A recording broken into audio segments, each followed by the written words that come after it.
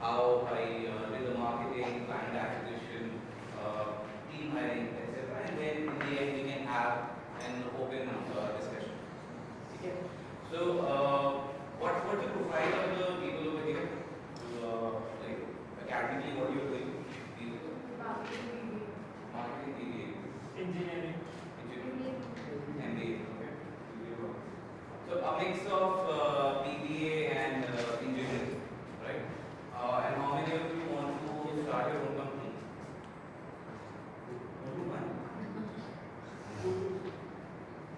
Hopefully after the session, they will inspired to start their own company. Okay, interesting. So I have done both engineering as well as MBA. So I was distracted during my 10th, 11th and 12th standard.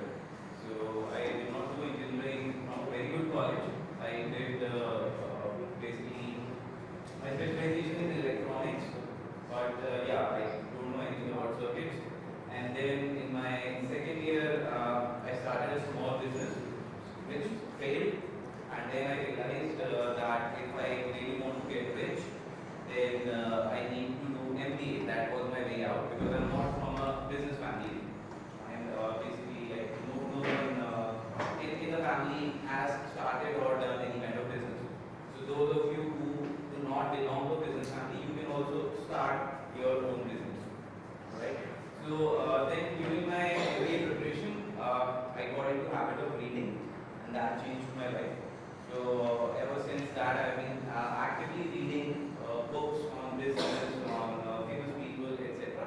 And before that, I did not know that I enjoy that. Alright? And one of the reasons that I also did MBA was I kept on saying to myself that I cannot code, that life is very boring. I cannot do that, and I'm a social person, so I need to do MBA and eventually get into sales and marketing.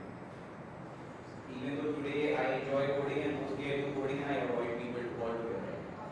So yeah, you need to explore yourself. What often you will have assumptions about yourself, but when it actually comes, when you face those situations, then you will realize that what are your actual personality traits. So for MBA, I managed to get into a good college. I got in Institute of Management and got campus placement for analytics consulting.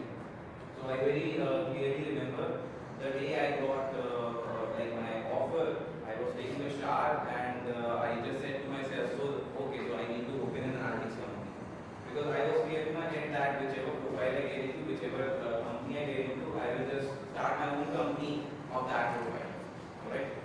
So I got selected in e-clerks and then started working in Mumbai as a training consultant.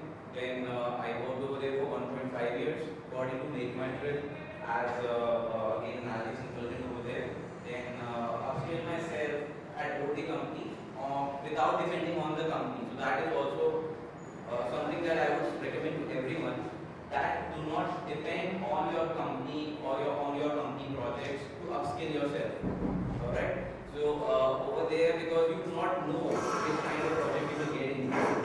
Who is your boss, who are your teammates, what are the opportunities. The company, based on their requirement, will map you in a certain project. But you need to take ownership of your growth, you need to take ownership of your career trajectory and upskill yourself. And that is what I did.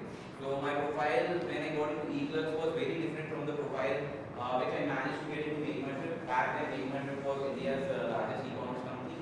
And then in Make My Trip also then I further upskilled myself and got into Vodafone Pune. Right? Now while I was in Make My Trip Gurgaon, at that time itself I started going out and like taking such sessions on analytics. So many of you might know that there is a Google Analytics certification, which is a free certificate. So I used to approach colleges and just offer them training on Google Analytics so that I can get the students certified. So I took many sessions over there. Then since I was living alone at that time, I had nothing to do, so most of the time I would spend in office only. And I clearly remember it was 11 p.m. and I created my profile on Upwork. Back then it was freelancer. Do you know about Upwork? Any of you know about Upwork? Okay. So Upwork is basically a freelancing platform. Over there you can get international projects.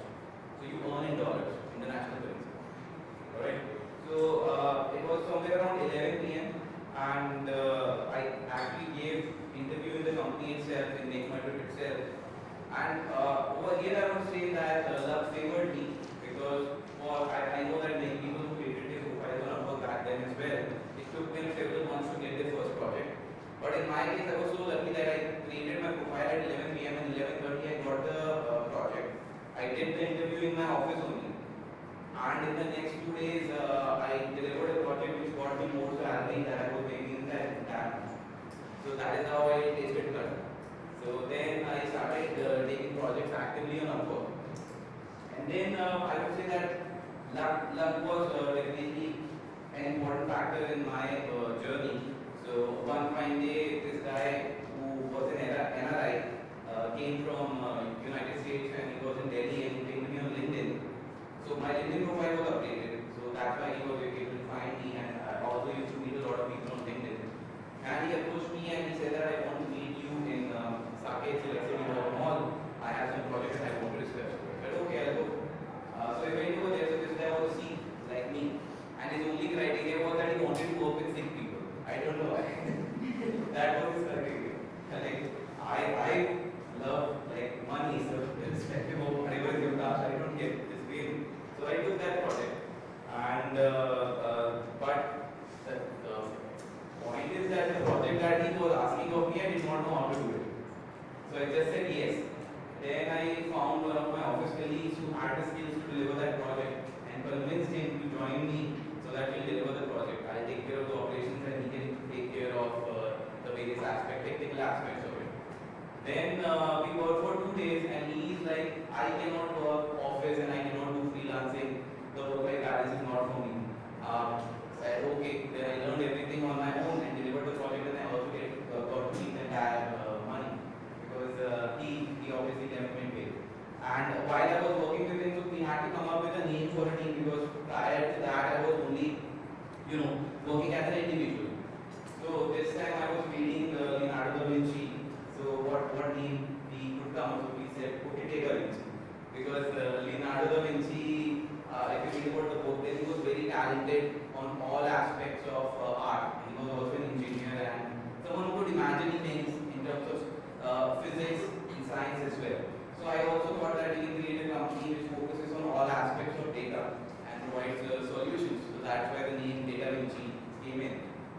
So I started taking projects in the name of DataVinci, and then eventually came to Vodafone. In Vodafone, got promoted from assistant manager to deputy manager, and then I had enough savings so that I can start my own business. On top of that, what I did, I took a flexi loan from Bajaj Finance. So what is a flexi loan? So in flexi loan, you will pay the principal or the interest only if you take the loan, and it is flexible so that you will pay only for the number of days you will take that loan. Alright? So when you start a business, it's very difficult to get a loan. But when you are doing job, it's easy to get a loan.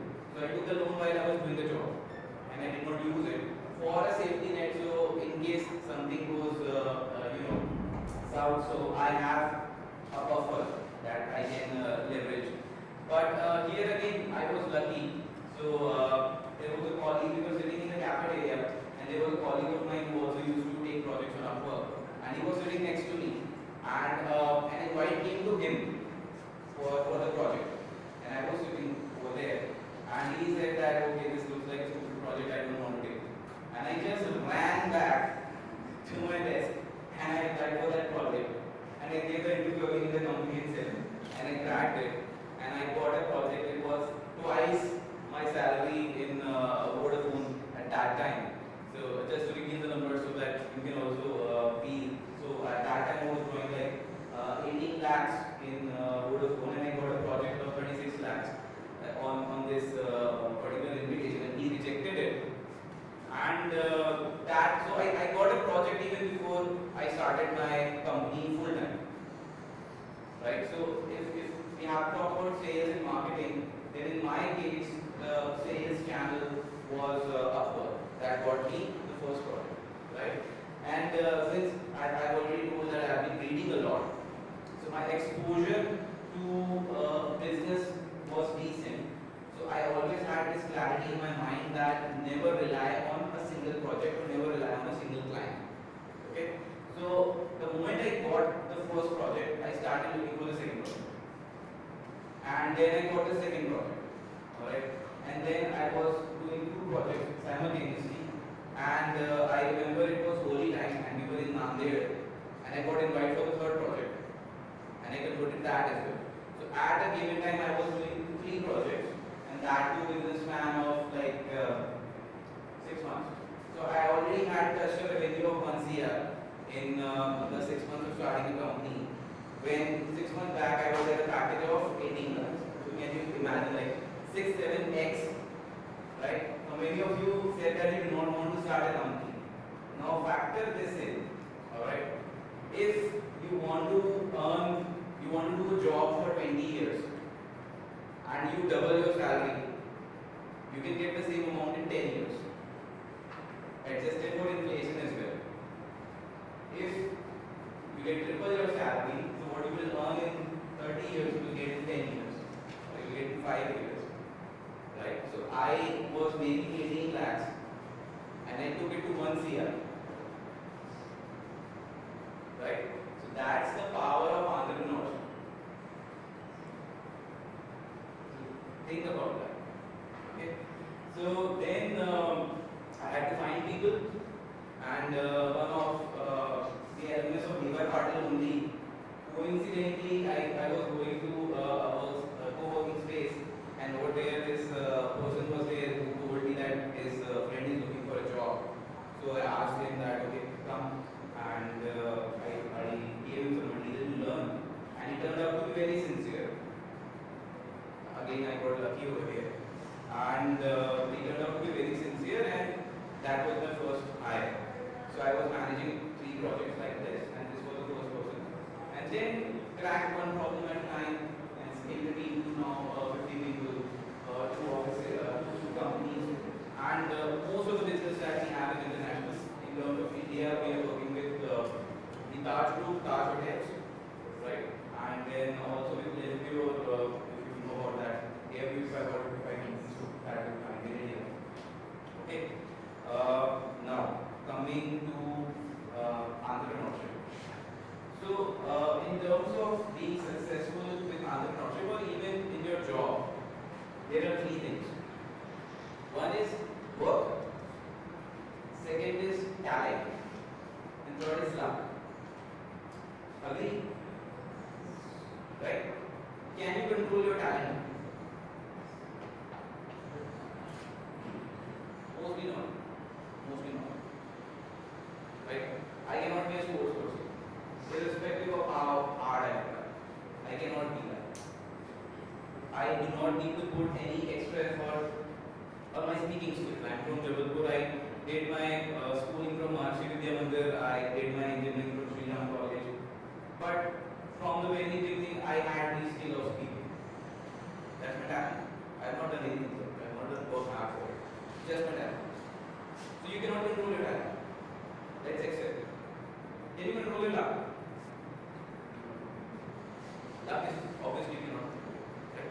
So in my case, as I said, that luck played an important role. Okay? Can you control your work? Work you can control, right? So if you have to boost your chances to be successful, what is the only thing in your control? So the more you work, the better your chances of being successful. Alright? Now, tell me this thing. Everybody is having 24 hours only in a given day. Right?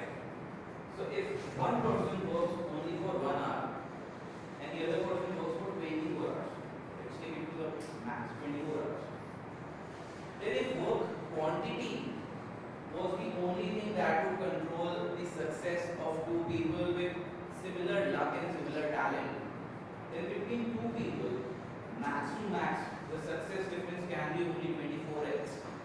Right? Because one is giving input of 1 hour and the other person is giving an input of 24 hours. So max to max they can get a difference of only 24x, right? Agree? Getting the logic? But is that the case? No, right? It can be up to lakhs as well. So quantity of work is important but not that important. So what is important? Quality of work. Right? And quality is something that's very subjective. How do you improve the quality of work? Right? So, do you agree believe that the quality of work that I would have now would be significantly different than the quality of work that I would have had when I started the company. Right? It is very different, right? What I can produce in 1 hour right now, it would have taken me 5 hours, 6 hours, 7 hours. Right? So what has changed in those 7 years of starting the company? Experience. Experience. So there are 3 things when it comes to learning. You know what you know. You know what you don't know. You don't know what you don't know. Are you getting it? You know what you know. You know, I have these skills, I know about certain concepts, and based on that, I am doing my job. Most people who are average or below average in their life, they are always focused on they know what they know. And mostly they depend on external factors to gain their knowledge. Their course curriculum, they are going to college, they are going to school, whatever is being taught, they will stick to that. They get into a job, whatever is their profile, they will stick to that. So most people are in, they know what they know. Then there is a second category. You know what you don't know. AI is there. There are so many things that are possible with data, with AI, right? So you know AI exists, you know the possibilities that are there with AI, but you do not know how to execute it. You do not know how to implement it. What is that second aspect? You know what you don't know. Third is you don't know what you don't know. You don't even know what are the possibilities. Getting my point? Now to improve the quality, you need to increase, you know what you don't know and you don't know what you don't know. Or you need to minimize that. You need to minimize that. Right? So first one, that is you know what you know. That is purely dependent on your experience. The second one, you know what you don't know, and you don't know what you don't know. It is purely dependent on your exposure. There is a difference between experience. There is a difference between exposure. Getting my point? So the more you will improve your exposure, the narrower will be the gap between these things here, that you know what you don't know and you don't know what you don't know. And once you start doing that in a consistent manner, when you work hard to work smart, because if you are with average talent, if you are born with average luck, then to work smartly you need to work hard. Getting that? So once you do that, automatically the quality of your output will improve. Agree? So how do you improve your exposure? One is you have your family, your friends, your relatives, where you live, your school, college, where you are going, so that is an external exposure. Okay? Someone who is born in the Silicon Valley in US will have a very different exposure from someone who is in a small town or village in India, in let's say Bihar. They cannot control that. So can we control the exposure that we have to an extent? We can decide that I will meet only with people who have a positive mindset, a growth mindset. That is what we can decide. Okay? What else can we do? We can read, which helped me. As I told you, that I did not come from a business family, and it was not easy. So I did my entire